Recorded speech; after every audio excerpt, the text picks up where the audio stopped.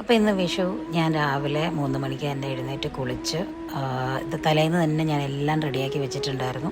വിളക്കുകൾ മാത്രം കത്തിച്ചാൽ മതിയായിരുന്നു. അപ്പോൾ ആദ്യം വിചാരിച്ചു നിലവിളക്ക് കത്തിച്ചിട്ട്, എനിക്ക് വിശേഷ ദിവസങ്ങളിലെല്ലാം നെയ്വിളക്ക് കത്തിക്കുന്ന ശീലമുണ്ട്. അത് ഇപ്പം നിലവിളക്ക് 5 തിരിയിട്ട് കത്തിക്കും. പിന്നെ അതുകൂടാതെ എനിക്ക് കുറച്ച് ഫേവറേറ്റ്സ് ആയിട്ടുള്ള 5-6 ദൈവങ്ങളുണ്ട്.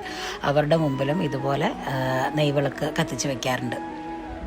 അപ്പോൾ അങ്ങനെ നെയ്വിളക്ക് കത്തിച്ച് പിന്നെ ഞാനിപ്പം കുറച്ച് നാളായിട്ട് തുടങ്ങിയൊരു പ്രാക്ടീസാണ് ബ്രഹ്മമുഹൂർത്ത വിളക്കിനെ പറ്റി കേട്ടിട്ട്. അപ്പം ഞാനിപ്പോൾ ബ്രഹ്മമുഹൂർത്ത വിളക്കം കത്തിക്കാറുണ്ട്. അപ്പോൾ അതാണ് താഴെ കത്തിച്ച് വെച്ചിരിക്കുന്ന 5 വിളക്ക്.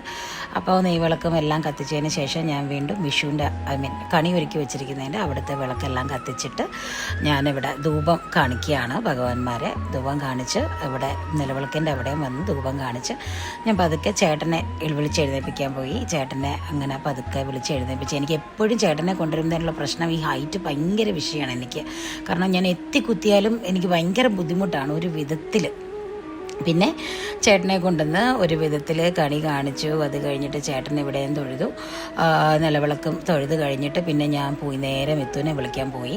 പിന്നെ നേരെ പോയി ഞാൻ അവനെ ഒത്തിപ്പൊക്കിക്കൊണ്ട് വന്നിട്ട് അവനെ ഞാൻ തൊഴിപ്പിച്ച്. എന്തായാലും കണി കണ്ടത് വളരെ നല്ലൊരു ദിവസമായിരുന്നു വിഷു എന്ന് പറഞ്ഞ്. മോൻ്റെ റിസൾട്ട് വന്നു, അവന് നല്ല മാർക്കുണ്ട്.